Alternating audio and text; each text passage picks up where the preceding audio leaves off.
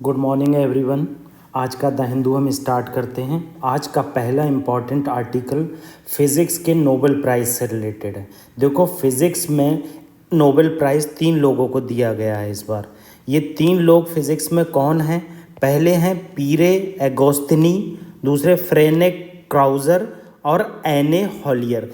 इन्होंने देखो बहुत सालों पहले से हम लोग जानते हैं कि इलेक्ट्रॉन जो है वो मैटर में बहुत तेज़ी से मूव करते हैं और कुछ ही सेकंड में, मतलब कुछ ही 100 एटो सेकंड में वो इंटरेक्ट कर जाते हैं। तो इस मतलब ये चीज़ बताई गई है कि कैसे इलेक्ट्रॉन इंटरेक्ट करते हैं और ये कैसे हमारे अदर फील्ड को बेनिफिट पहुंचाएगा। देखो क्या होता है, मैंने एटो सेकंड की बात की। देखो एटो सेकंड क्या होता है? 1 बिलियंथ पार्ट होता है नैनो सेकंड का। मतलब आप ये जानते हैं नैनो सेकंड 10⁹ होता है। मतलब नैनो सेकंड तो छोटा होता ही होता है, मगर एटो सेकंड जो होता है 1 बिलियंथ पार्ट होता है। मतलब नैनो सेकंड का भी बिलियनर पार्ट, मतलब बिलियंथ पार्ट को हम एटो सेकंड कहते हैं। ठीक है, तो ये एटो सेकंड फिजिक्स है, ये साइंटिस्ट को बहुत ज़्यादा मतलब प्रोवाइड करता है कि कैसे इलेक्ट्रॉन इंटरेक्ट करता है और कैसे लेज़र की फील्ड में हम इसमें और तरक्की कर सकते हैं। मतलब ये पार्टिकल जो है 1 बिलियंथ ऑफ नैनो सेकेंड में कितने ज़्यादा चीज़ों से इंटरेक्ट करता है। क्योंकि देखो अल्ट्रा फास्ट जो लेज़र होती है, अल्ट्रा फास्ट लेज़र पल्सेस, देखो यहाँ क्या लिखा है, experiment develop a short optical pulses has been intimately related to technical development in laser technology. मतलब इसका जो हम एटो सेकेंड फिजिक्स है, मैंने आपको एटो सेकेंड फिजिक्स के बारे में बताया। एटो सेकेंड फिजिक्स क्या होती है? जो डील करती है वो इलेक्ट्रॉन के इंटरेक्शन से, कि कैसे इलेक्ट्रॉन अपने एनवायरनमेंट से इंटरेक्ट कर रहा है। ठीक है, तो ये जो इंटरेक्शन है इसकी हेल्प से शॉर्ट टाइम में जो चीज़ हमें प्राप्त होगी, जो एक्सपेरिमेंट प्राप्त होगा, उससे हम लेज़र की स्पीड को और तेज कर सकते हैं। ठीक है, जब लेज़र की स्पीड और तेज हो जाएगी तो हमारे जो केमिस्ट्री, बायोलॉजी और फिज़िक्स में बहुत सारे मेडिकल इक्विपमेंट हैं, बहुत सारे केमिस्ट्री में बहुत सारे एक्सपेरिमेंट हैं, उसमें हमें फास्टेस्ट सर्विस मिलेगी। ठीक है, तो ये शॉर्ट टाइम पल्सेस प्रोड्यूस करेगा और टेक्निकल डेवलपमेंट करेगा लेज़र का। देखो इस आर्टिकल में कुछ नहीं है, सिर्फ यही बताया गया है कि कैसे इलेक्ट्रॉन मैटर के अंदर बहुत फास्टली इंटरेक्ट करता है। इसमें एक वर्ड बहुत इंपॉर्टेंट है, एटो सेकेंड। तो मैंने आपको बता दिया एटो सेकेंड क्या होता है, 1 billionth of a nano second होता है। ठीक है, तो ये नैनो जो एटो सेकेंड होता है, इसको ही इसी के टाइम फ्रेम में हम देखेंगे इलेक्ट्रॉन किस तरह से इंटरेक्ट करता है, और यही एटो सेकेंड फिजिक्स हमारी हेल्प करेगी अल्ट्रा फास्ट लेज़र पल्सेस को डेवलपमेंट करने के लिए, जो हम इन फ्यूचर केमिस्ट्री, फिजिक्स और बायोलॉजी में यूज़ करेंगे। तो ये मतलब इस आर्टिकल में ये चीज़ बताई। तो हमें यहाँ पर 2 चीज़ें याद रखना है, एटो सेकेंड फिजिक्स क्या होती है, एटो सेकेंड क्या होता है, इलेक्ट्रॉन कैसे मैटर में बहुत तेज़ी से इंटरेक्ट करते हैं, और फिजिक्स का नोबेल प्राइज़ किसे किसे दिया गया। मैंने आपको पहले ही बता दिया, फिजिक्स का नोबेल प्राइज़ 3 लोगों को दिया गया है, पीरे अगोस्तिनी, फ्रेनेक क्राउज़र, एल हॉलियर। ठीक है, इन तीनों को दिया गया है। ये लेज़र की फील्ड में जो लेज़र टेक्नोलॉजी है, हम जानते हैं लेज़र से बहुत चीज़ों का इलाज होता है मेडिसिन की फील्ड में, तो उस फील्ड में कैसे एटो सेकेंड फिजिक्स का यूज़ कर सकते हैं और ज़्यादा से ज़्यादा डेवलपमेंट और रिसर्च एंड डेवलपमेंट को बढ़ावा दे सकते हैं। अदर इंपॉर्टेंट न्यूज़ क्या है फर्स्ट पेज की, कि यूपा जो है, यूपा के अंदर न्यूज़ क्लिक पे कार्रवाई की गई है। बहुत सारी अपोजिशन पार्टी का कहना है कि ये जो पत्रकारों पर कार्रवाई हो रही है ड्यू टू पॉलिटिकल रीज़न हो रही है, मगर हमें उससे मतलब नहीं है। हम यूपा को डिस्कस करेंगे, यूपा में क्या क्या प्रोविज़न है और ये कब हमारी कंट्री में इंट्रोड्यूस हुआ था। ठीक है, तो अदर इम्पॉर्टेंट आर्टिकल देख लेते हैं आज के न्यूज़पेपर से। जो पहला इम्पॉर्टेंट आर्टिकल जो मैंने मिंट पेपर से लिया है, 5 आइज़ अलायंस के बारे में। देखो 5 आइज़ अलायंस इंपॉर्टेंट क्यों है? हम जानते हैं कनाडा बहुत चर्चा में है, कनाडा बहुत चर्चा में, तो हमें पता होना चाहिए कनाडा के इर्द गिर्द क्या चीज़ें चल रही हैं। देखो कोई भी वेस्टर्न कंट्री है, वहाँ पर कंट्रोवर्सी होती है तो वो ज़ाया नहीं होती है, वहाँ पर एक स्पेशल स्पेशल उसका पर्पज़ होता है। तो इस कंट्रोवर्सी का भी कुछ ना कुछ पर्पज़ होगा जो कनाडा से हमारे इंडिया की चल रही है। कोई भी वेस्टर्न कंट्री बिना पर्पसफुल कोई भी इंटरेक्शन नहीं करती है। देखो क्या चीज़ बताई गई है यहाँ पर। पहले चीज़ हम देख लेते हैं 5 आई अलायंस होता क्या। देखो ये एक इंटेलिजेंस अलायंस है, यहाँ पर बताया गया ये इंटेलिजेंस अलायंस है। इसमें मेनली 5 मेंबर इंक्लूड हैं, Australia, Canada, New Zealand, UK and US. ठीक है, इसको स्टेबलाइज किया गया था वर्ल्ड वार सेकेंड के बाद, और इसका जो डेट ऑफ स्टेबलाइजमेंट था वो 5 मार्च 1946 था। ठीक है, इसका ये जो एग्रीमेंट है ये मल्टीलेटरल एग्रीमेंट है, मेनली कॉपरेशन करता है सिग्नल इंटेलिजेंस से। देखो सिग्नल इंटेलिजेंस क्या है, जो हमारी डेटा गैदरिंग है, जो टेररिस्ट फंडिंग है, जो टेरर को हम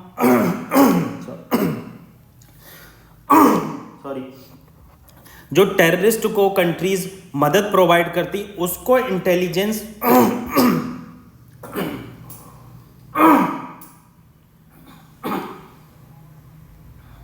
रियली सॉरी, तो उसकी इंटेलिजेंस से रिलेटेड ये आर्टिकल है। मतलब कि इसमें बताया गया है कि कैसे 5 आइज़ जो है कैसे हर कंट्री पे अपनी आइज़ बना कर रखती हैं। देखो 5 आइज़ नाम क्यों रखा गया, आइज़ का मतलब ही है ये हर कॉन्टिनेंट पे अपनी आइज़ को बना कर रखती हैं और उसकी इंटेलिजेंस इंफॉर्मेशन को कैप्चर करती रहती हैं। तो यही बात यहाँ बताई गई है कि इनिशियली इसका नाम सिग्नल इंटेलिजेंस था, जिसमें UK US only UK US शामिल थे। ठीक है, ये 2 ही कंट्री इनिशियली शामिल थी। उसके बाद क्या हुआ, इसे एक्सपेंड किया गया, 9 आइज़ बनाया गया। 9 आइज़ में 5 आइज़ के अलावा नीदरलैंड, डेनमार्क, फ्रांस, नॉर्वे, और उसके बाद इसे 14 आइज़ बना दिया गया। मतलब इनके बाद 49 eyes plus Belgium, Italy, Germany, Spain, Sweden. आप ये चीज़ देखिए, ये जो ग्रुप बनाए जाते हैं इनका मेन पर्पज़ होता है मिलिट्री अलायंस का, और दूसरा मेन पर्पज़ होता है इकोनॉमिक कोऑपरेशन का। कोई भी कंट्री या कोई भी फॉरेन कंट्री की फॉरेन पॉलिसी बिना इंटरेस्ट बेस्ड नहीं होती है। हर कंट्री का कुछ ना कुछ इंटरेस्ट होता है। तो यही चीज़ यहाँ बताई गई है कि सिग्नल इंटेलिजेंस का यूज़ करके, अपनी इंटेलिजेंस पावर का यूज़ करके, इंटरनेट का यूज़ करके, डेटा गैदरिंग का यूज़ करके हर कॉन्टिनेंट पर अलग अलग कंट्री अपना अलग अलग सर्विलेंस रखती है और उस सर्विलेंस के थ्रू अपने इंटरेस्ट को प्रोटेक्ट करती है और सर्व करती है। तो हमारे लिए ये जानना ज़रूरी है कि मेनली 5 आइज़ क्या है। देखो आपके लिए 5 आइज़ जानना ज़रूरी है, ना कि 9 आइज़ और 14 आइज़। आपको पता होना चाहिए 5 आइज़ में कौन कौन सी कंट्री हैं, Australia, Canada, New Zealand, UK, US, और ये आफ्टर वर्ल्ड वॉर सेकेंड के बाद बनाई गई थी, और हर एक कंट्री का अपना एक रोल है। मगर देखो इससे क्या होता है, जिस कंट्री पे ये सर्विलेंस रखते हैं उसकी ऑटोनॉमी वायलेट होती है, उसका जो रिपब्लिक नेचर है, जो सॉवरेन नेचर है वो वायलेट होता है। मगर आपको पता है ये वेस्टर्न कंट्री हुई या फिर यूएसएसआर हुई, कोई भी कंट्री हुई, अपने इंटरेस्ट को प्रोटेक्ट करने के लिए किसी भी हद तक जाती है। ठीक है, अब अगला आर्टिकल देख लेते हैं, very important article Nipah virus के ऊपर। मैंने आपको पहले भी बताया था कि कोई भी आर्टिकल हमारे द्वारा छोड़ा नहीं जाएगा। निपा से रिलेटेड सारी न्यूज़ मैंने आपसे पहले भी डिस्कस की थी, आज हम इसे फिर से डिस्कस करेंगे और पूरा एलोबरेटली आपको बताऊंगा। कहीं भी जाने की आपको ज़रूरत नहीं है, बस मेरी आपसे रिक्वेस्ट है कि आप मेरे चैनल को ज़्यादा से ज़्यादा लाइक कीजिए और कमेंट बॉक्स में कमेंट कीजिए। ठीक है, तो अब हम क्या कह रहे हैं, ये कह रहा है कि रिसेंटली साइंटिस्ट ने डिटेक्ट किया है presence of IgG antibodies against Nipah virus infection in 51 bat. मतलब क्या कह रहे हैं कि निपा वायरस जो देखो बैट जो होता है, फ्रूट बैट होता है, इसके अंदर ही निपा वायरस पाया जाता और इसके अंदर इसको कोई भी बीमारी नहीं होती है बैट को निपा वायरस से, क्योंकि कह रहे हैं इसके अंदर एंटीबॉडी पाई जाती है। इस बैट के अंदर एंटीबॉडी पाई जाती है। इस एंटीबॉडी का नाम है IG। ये आईजी कैपिटल जी एंटीबॉडी पाई जाती है। तो ये चीज़ आगे हम डिस्कस करते हैं। अब देखो एंटीबॉडी क्या होती है, एंटीबॉडी क्या होती है, एक्चुअली एंटीबॉडी को हम इम्यूनोग्लोबिन कहते हैं। ये प्रोटेक्टिव प्रोटीन होती है जो हमारा इम्यून सिस्टम प्रोड्यूस करता है। देखो एंटीबॉडी क्या होती है, कोई भी फॉरेन एंटीजन, देखो ये लिखा है एंटीजन क्या होते हैं, एंटीजन फॉरेन एजेंट होते हैं जो बैक्टीरिया और वायरस हो सकते हैं, जो डिजीज कॉज करते हैं हमारे ऑर्गेनिज्म में और टॉक्सिक मटेरियल हमारी बॉडी में फैलाते हैं। तो इन एंटीजन से लड़ने के लिए हमारा इम्यून सिस्टम एंटीबॉडी प्रोड्यूस करता है। इसी एंटीबॉडी को हम इम्यूनोग्लोबिन कहते हैं। ठीक है, ये प्रोटेक्टिव प्रोटीन होता है, मतलब जो एंटीबॉडी डेवलप की जाती है वो प्रोटीन से बनी हुई होती है। ठीक है, ये चीज़ यहाँ पर हमने समझी। अब निपा वायरस का कुछ हाईलाइट देख लेते हैं। निपा वायरस देखो क्या है, जूनोटिक वायरस है। जूनोटिक वायरस क्या होते हैं, जो एनिमल से ह्यूमन होते हैं। ये Nipah virus encephalitis is an RNA ribonucleic acid virus और फैमिली पैरामाइजोविरिडे और क्लोजली रिलेटेड टू हिंड्रा वायरस। यहाँ पर कुछ याद नहीं रखना है आपको, बस इतना याद रखना है कि निपा वायरस से माइंड में जो है सूजन हो जाती है, इसे इंसेफ्लाइटिस कहते हैं। माइंड में सूजन हो जाएगी, कहीं और जगह सूजन हो जाएगी, और ये क्लोजली रिलेटेड है हिंड्रा वायरस से। हिंड्रा वायरस क्या है, हिंड्रा वायरस मेनली जो है हॉर्स और ह्यूमन को नुकसान पहुंचाता है, हॉर्स और ह्यूमन को नुकसान पहुंचाता है। ये डिजीज कॉजिंग वायरस है, मतलब एनिमल और ह्यूमन को नुकसान पहुंचाता है, और ये भी बैट में पाया जाता है।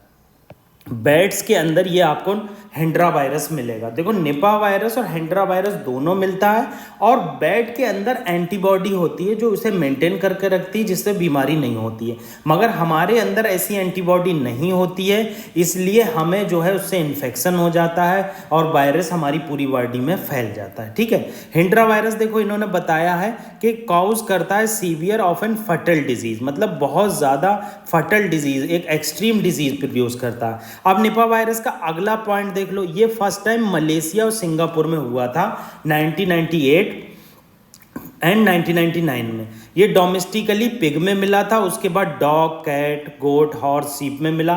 ट्रांसमिशन कैसे होता है, ये फ्रूट बैट जो होते हैं, जो फ्रूट्स खाते हैं, ये फ्लाइंग फॉक्सेस भी कहलाते हैं। ये होस्ट होता है निपा का और हिंड्रा वायरस का। ये बैट की यूरिन में पाया जाता है, फेसिस में पाया जाता है, सलीवा में पाया जाता है, और जब बर्थ होती है किसी बैट के द्वारा दूसरे बैट की, तो उसके फ्लूइड में पाया जाता है। सिम्टम क्या है, इसमें फीवर आएगा। ठीक है, एंसेफ्लाइटिस्टिकल सिंड्रोम है, मतलब आपको सूजन वगैरह फील होगी, फीवर आएगा, हेडेक होगा, ड्राउजीनेस होगी, डिसओरिएंटेशन होगा, मेंटल कन्फ्यूजन होगी, कोमा तक आ सकता है और डेथ भी हो सकती है। मतलब बहुत हाई लेवल की बीमारी है। प्रिवेंशन क्या है, कोई भी वैक्सीन है नहीं, तो इंटेंसिव सपोर्ट केयर दी जाती है। तो यहाँ पर मैंने आपको बताया निपा वायरस क्या चीज़ है, कैसे ये केरला में बहुत ज़्यादा फैल रहा है, इसके सिम्टम क्या आपके लिए इम्पॉर्टेंट है कि इसकी कोई भी वैक्सीन नहीं है। यहाँ पर ये चीज़ बहुत इम्पॉर्टेंट है। दूसरी चीज़ ये किससे फैलता है, और तीसरी चीज़ एंटीबॉडी क्या होती है और ये कैसे हमारी बॉडी में डेवलप होती है। ठीक है, अगला आर्टिकल जो है लीबिया से रिलेटेड है। हम लोग जानते हैं लीबिया में फ्लैश फ्लड आई थी, उसके बाद अप्रॉक्स 2300 से ज़्यादा लोग वहाँ पर ख़त्म हो गए। देखो मैंने फ्लैश फ्लड के बारे में आपको बताया था, बहुत कम टाइम में बहुत ज़्यादा रेन हो जाने को फ्लैश फ्लड कहते हैं। आप जानते हैं जब हमारे कंट्री में रेन होती है तो बहुत लंबे समय तक कुछ रेन चलती है, मगर अभी हिमाचल में देखा गया था कि एक्सट्रीम रेन हुई थी। तो एक्सट्रीम रेन का क्या प्रोसेस है, एक्सट्रीम रेन का प्रोसेस है कि बहुत कम टाइम में बहुत ज़्यादा रेन हो जाती है। अब बहुत ज़्यादा रेन हो जाती है तो ये पूरे एरिया को डिस्टर्ब कर देती है। ठीक है, इसी को फ्लैश फ्लड कहा जाता है, और फ्लैश फ्लड का मेन रीज़न है क्लाइमेट चेंज। साइंटिस्ट के द्वारा कहा जा रहा है इन फ्यूचर आपके क्या होगा कि क्लाइमेट चेंज की वजह से, वेदर पैटर्न की वजह से बहुत ज़्यादा फ्लैश फ्लड्स आएंगी और हमारी कंट्रीज़ या फिर हमारी इकोनॉमी को बहुत ज़्यादा नुकसान होगा। तो हम लीबिया की लोकेशन देख लेते हैं। देखो लीबिया की लोकेशन बहुत ज़्यादा इंपॉर्टेंट है। लीबिया की लोकेशन क्यों इंपॉर्टेंट है ये चीज़ आप देख लो। पहली चीज़ आप देख लो, ट्रॉपिक ऑफ कैंसर लीबिया से होकर जाता है। मैंने आपको पहले ही बताया है, कोई भी कंट्री है आप उसे equator, tropic of Capricorn, tropic of cancer से रिलेट कीजिए। ठीक है, आप देखिए ट्रॉपिक ऑफ कैंसर से होकर जाता है या नहीं जाता। तो हमने यहाँ पर पहली बात जानी कि लीबिया ट्रॉपिक ऑफ कैंसर से जाता है। दूसरी बात, इसके अगल बगल कंट्री और सी कौन सा है। देखो इसके नॉर्थ में मेडिटेरियन सी पड़ता है, नॉर्थ वेस्ट में ट्यूनीसिया पड़ता है और वेस्ट में अल्जीरिया पड़ता है। ठीक है, और साउथ वेस्ट में नाइजर पड़ता है और साउथ में छठ पड़ता है और साउथ ईस्ट में यहाँ पर सूडान है। आप यहाँ लिख लीजिए, यहाँ सूडान है, इन्होंने दिया नहीं है, ये सूडान है और इसके ईस्ट में इजिप्ट पड़ता है और ये लीबिया डेजर्ट है और इसकी राजधानी त्रिपोली है। ये बेसिक डिटेल है जो आपको पता ही होना चाहिए। ठीक है, अगला आर्टिकल डिस्कस कर लेते हैं ब्लैक होल के बारे में। हम जानते हैं स्पेस में एक रीजन होता है जहां पर बहुत ज़्यादा मात्रा में ब्लैक कलर का होल दिखाई देता है। मतलब ऐसे आपको नॉर्मल आइज से नहीं दिखेगा, बहुत ज़्यादा उस पर रिसर्च की जाती है। ये इसमें बहुत ज़्यादा स्ट्रॉन्ग ग्रेविटी होती है। आप ये चीज़ जान लीजिए, ग्रेविटी इज सो स्ट्रॉन्ग, यहाँ तक कि इतनी स्ट्रॉन्ग ग्रेविटी होती है लाइट भी एस्केप नहीं कर पाती है। मतलब इसके बगल से अगर लाइट जा रही है तो वो टिल्ट होकर ब्लैक होल में चली जाती है। इंपॉर्टेंट चीज़ ये है ब्लैक होल बनते कैसे हैं। देखो ये इंपॉर्टेंट है। Form when massive star collapse in on itself at the end of life. मतलब जब मैसिव स्टार कोलैप्स होते हैं, अपनी लाइफ को एंड करते हैं, तो डेंस ऑब्जेक्ट बनता है। इस डेंस ऑब्जेक्ट क्या करता है, ग्रेविटेशनल पुल करता है और ये ग्रेविटेशनल पुल की वजह से धीरे धीरे ये ऐसा चक्रवात टाइप की चीज़ बन जाती है कि उसे हम ब्लैक होल कहते हैं। ठीक है, अब टाइप ऑफ ब्लैक होल देख लो। एक स्टेलर ब्लैक होल होता है। स्टेलर ब्लैक होल क्या होता है, जब सिंगल मैसिव स्टार कोलैप्स होता है उसके बाद स्टेलर ब्लैक होल होता है। इंटरमीडिएट ब्लैक होल क्या होता है, सूरज से 100 गुना और 10,000 या 1,00,000 गुना टाइम जो सन होता है उसे इंटरमीडिएट ब्लैक होल कहते हैं। मतलब सूरज से इतना ज़्यादा बड़ा स्टार कोलैप्स होता है, उसका मास 100 गुना 1,00,000 गुना ज़्यादा बड़ा स्टार कोलैप्स होता है, तब इंटरमीडिएट ब्लैक होल बनता है। सुपर मैसिव ब्लैक होल कैसे बनता है, जब million to billion of time that sun, मतलब उस सन से मिलियन और बिलियन टाइम सन जो है रेंज होती है उसके मासेस की, तो उसको हम सुपर मैसिव ब्लैक होल कहते हैं। और हमारे मैक्सिमम टाइम ये गैलेक्सी के मिड पॉइंट पर पाए जाते हैं। देखो आपको एक बेसिक चीज़ बता देता हूँ, हमारी जो गैलेक्सी है उसके बीच में एक ब्लैक होल है। ठीक है, उस ब्लैक होल के इर्द गिर्द हमारे स्टार्स हैं। ठीक है, ये जो हमारी मिल्की वे गैलेक्सी, हम देखो ब्रह्मांड जो है बहुत सारी गैलेक्सियों से मिलकर बना है और उसके एक गैलेक्सी में हम रह रहे हैं। तो आप सोचो कितना बड़ा ब्रह्मांड है। मतलब गॉड के द्वारा या नेचर के द्वारा ऐसा क्रिएट किया हुआ ब्रह्मांड है कि हम एक गैलेक्सी के छोटे से पार्ट हैं और छोटे से पार्ट में बीच में सुपर मैसिव ब्लैक होल है। और हमारी गैलेक्सी का क्या नाम है, मिल्की वे गैलेक्सी। ठीक है, अब इम्पोर्टेंस क्या है, यूनिवर्स की अंडरस्टैंडिंग और इवोल्यूशन में हमें इसका काम आता है। कैसे यूनिवर्स इवॉल्व हुआ, कैसे यूनिवर्स बना, ये सब हमें पता चलता है। ठीक है, गैलेक्सी के इवोल्यूशन में काम करते हैं। स्पेस टाइम और ग्रेविटी कैसे डेवलप हुई, ये सब चीज़ें यहाँ बताई गई। ये इसकी लेयर बताई गई। यूपीएससी के द्वारा पूछी तो नहीं जाती, मगर एक बार आप ज़रूर पढ़ लेना। बीच में क्या होती, ब्लैक होल शैडो होती है, फोटॉन रिंग होती है, डिस्क होती है, डॉपलर बीम होता है, एक्रीडेशन डिस्क होती है, इमेज ऑफ डिस्क। अब ग्रेविटेशनल लेंसिंग देख लेते हैं। ये क्वेश्चन बहुत ज़्यादा पूछा जाता है, ग्रेविटेशनल लेंसिंग, ये इंपॉर्टेंट है। क्या होता है, जब भी कोई डिस्टेंस ऑब्जेक्ट क्या करता है, आप यहाँ देख लो। देखो ये मान लो डिस्टेंस ऑब्जेक्ट है। ठीक है, ये इसकी लाइट यहाँ से ऐसे जा रही है। अब मान लो यहाँ रास्ते में ब्लैक होल हो गया, तो ये लाइट क्या करेगी, टिल्ट कर जाएगी, ऐसे टिल्ट कर जाएगी, क्योंकि ब्लैक होल इसे अपनी तरफ अट्रैक्ट करेगा। तो यही टिल्टेशन को हम ग्रेविटेशनल लेंसिंग कहते हैं। देखो क्या लिखा, gravitational lensing is a phenomena where the path of light from a distance object is bent. देखो लिखा है bent by the gravitational field of massive object, galaxy और ब्लैक होल। मतलब यहाँ अगर गैलेक्सी और ब्लैक होल है, उसकी वजह से ये जो डिस्टेंस ऑब्जेक्ट की जो लाइट आ रही है वो बेंट हो जाएगी, ऐसे बेंट हो जाएगी। जब ये बेंट हो जाती है तो इसी को ग्रेविटेशनल लेंसिंग कहते हैं। आगे क्या बताएगा, bending of light can cause distance object to appear distorted और मैग्नीफाइड। यही रीज़न होता है कि डिस्टेंस ऑब्जेक्ट क्या होता है, हमें जो है वो डिस्टॉर्टेड दिखता है और मैग्नीफाइड दिखता है। ये चीज़ इंपॉर्टेंट है। फर्स्ट टाइम ग्रेविटेशनल लेंसिंग को किसने डिस्कवर किया था? अल्बर्ट आइंस्टाइन ने फर्स्ट टाइम ग्रेविटेशनल लेंसिंग को जनरल थ्योरी ऑफ रिलेटिविटी में डिस्कवर किया था। ये इंपॉर्टेंट आर्टिकल थे। आपको किसी की भी तरह की दिक्कत है तो आप हमें कमेंट बॉक्स में बताइए, हम आपसे संपर्क करेंगे। आपको मेंटरशिप की ज़रूरत है तब हमें बताइए, हम आपको बेसिक चीज़ें बताएंगे। हमारा टेलीग्राम चैनल आप ज्वाइन कर लीजिए। कोई भी प्रॉब्लम है आप हमें एक मैसेज कीजिए टेलीग्राम पर, sir I need your help, तो हम तुरंत आपकी हेल्प के लिए हाजिर होंगे। Thank you very much.